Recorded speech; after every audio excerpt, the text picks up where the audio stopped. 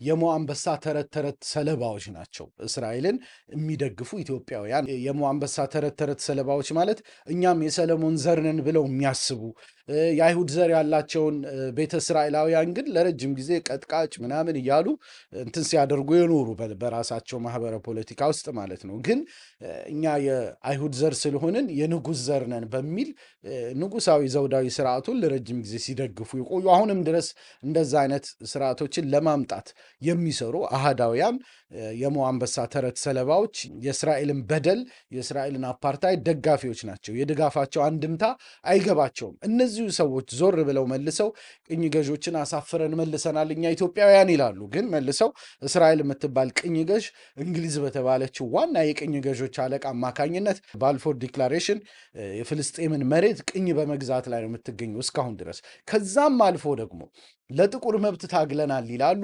ማንዴላን በመደገፋችን እንኮራለን ይላሉ። ነገር ግን መልሰው የአፓርታይድ ስርዓትን ይደግፋሉ። ምክንያቱም እስራኤል ከ1948 ከ50 ጀምሮ የአፓርታይድ ስርዓት በማድረግ ሴግሪጌት አድርጋ ለፍልስጤማውያን ሌላ ለእንትን ሌላ አድርገው የፍልስጤማውያን ዜግነት ተነፍገው የመመረጥ መብታቸው ተነፍጎ ለብቻ መንገድ እየተጠቀሙ ለብቻ ፍተሻ ውስጥ እያለፉ ለብቻቸው ነው አፓርታይድ ውስጥ የሚኖሩት እና የጥቁር መብት ጠበቃነን ለአፍሪካ ተምሳሌት ነን ይላሉ። መልሰው ግን እስራኤልን ሲደግፉ ታያቸዋል። አንድምታው አያሳስባቸውም። ለምን? በቃ አይሁድ ነን ብለው ስለሚያስቡ ማለት ነው። በ1956 ቢቢሲ ላይ የተለያዩ ክርክሮች ተደርገው ነበር። በተለይ በስኮላርሺፕ የሄዱ የአፍሪካ ተማሪዎችን በብዛት እያቀረቡ ያከራክሯቸው ነበርና ከኢትዮጵያ ወክለው የሄዱ የነበሩት በብዛት እኛ አይሁዶች ነን ጥቁር አይደለን የሚሉ ነበር። በነገራችን በእንግሊዝኛ የተደረጉ ክርክሮች ካሁን ቀደም ቶክ ኢትዮጵያ የሚለው ቻነሌ ላይ ሪቪው ሰርቼላችሁ ነበር። ታስታውሳላችሁ።